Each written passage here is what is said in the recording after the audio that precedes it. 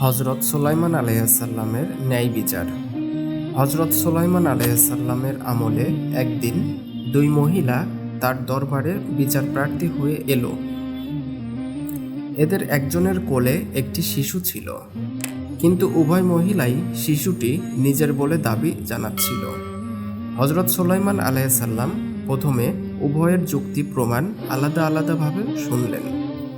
তারপর তিনি উভয়কে একটি সমঝোতায় উপনীত হওয়ার পরামর্শ দিলেন, কিন্তু তারা কিছুতেই সমঝোতায় আসতে রাজি হলো না।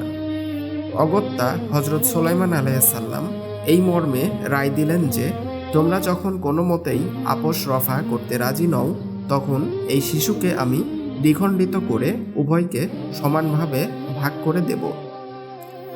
এ কথা শুনে এক মহিলা তো নীরবই রইল, চিৎকার চেঁচামেচি শুরু করে দিল এবং কাঁদতে লাগল। সে বলল, দোহাই আল্লাহর, আপনি শিশুটিকে কাটবেন না, ওকে বরং ওই মহিলার কোলেই দিয়ে দিন, ও বেঁচে থাকুক, আমি না হয় মাঝে মাঝে গিয়ে দেখে আসব।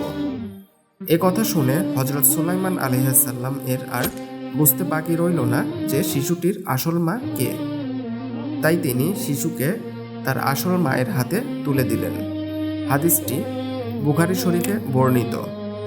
একজন ন্যায়পরায়ণ ও বিচক্ষণ শাসক বা বিচারককে শুধু শরীয়ত ও আইন জানলেই চলে না, সেই সাথে মানুষের মনস্তত্ত্বও জানতে হয়, না হলে সুবিচার নিশ্চিত করা যায় না।